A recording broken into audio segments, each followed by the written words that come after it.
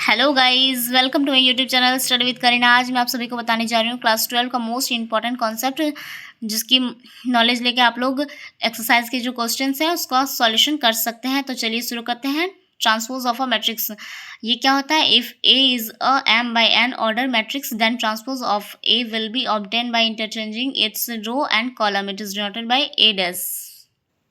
तो चलिए मैं आपको अच्छे से फिर से समझा देती हूँ। मान लीजिए कोई मैट्रिक्स दिया हुआ है, ठीक है, और उसका जो ऑर्डर है वो m by n है। देन उसको जब हम लोग निकालेंगे ट्रांसपोज ऑफ अ मैट्रिक्स, तो क्या होगा? उसमें रो जो है वो कॉलम में बदल जाएगा, कॉलम जो है वो रो में बदल जाएगा, बस यही।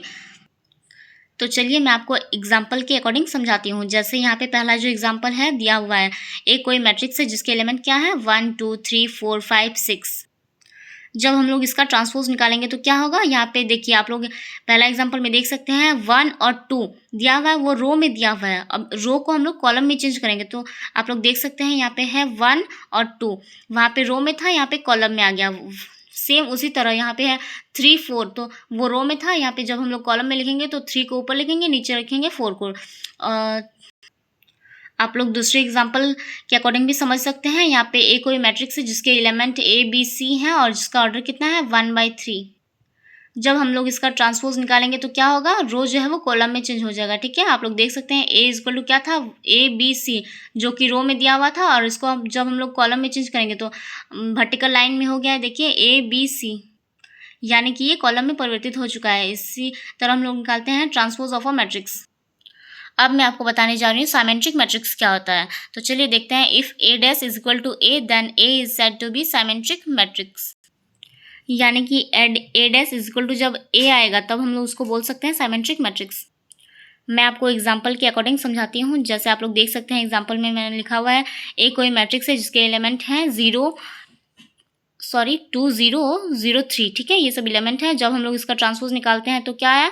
रो जो है वो कॉलम में परिवर्तित हो गया। जैसे 2 0 था वहाँ पे रो में, और यहाँ पे कॉलम में चेंज हो गया, 2 और 0 कॉलम में चेंज हो गया, ठीक है। इसी तरह चेंज करके जब हम लोग देखते हैं तो क्या निकल के आता है? ए डैश इक्वल टू ए, ठीक है।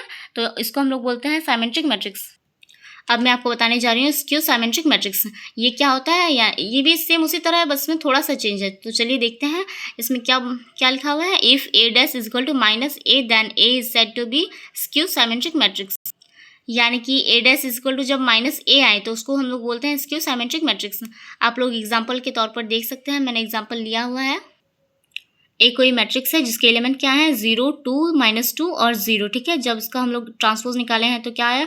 रो जो है वो कॉलम में चेंज हो गया।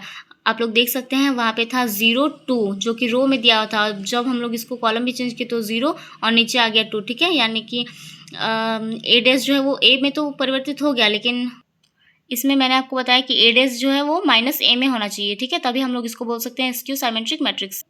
इसीलिए इसमें माइनस निकलना ज़रूरी है। तो हम लोग माइनस को क्या करते हैं? कॉमन ले लेते हैं। जब हम लोग माइनस को कॉमन ले लेते हैं तो जो अंदर में एलिमेंट बचते हैं, अगर वो माइनस में है तो प्लस में चेंज हो जाते हैं, और अगर वो प्लस में है तो माइनस में चेंज हो जाते हैं। आई होप कि आप लोगों को समझ में आ गया होगा। Thanks to watching my video.